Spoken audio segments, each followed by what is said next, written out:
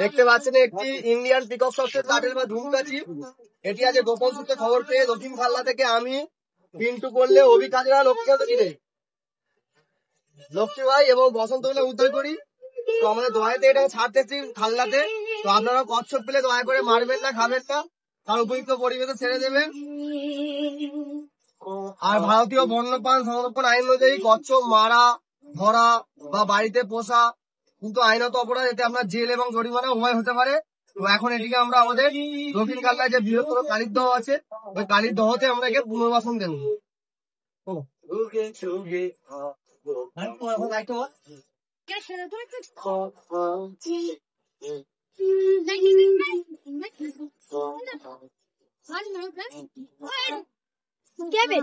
আগে দিন ছেড়ে চলে যাবি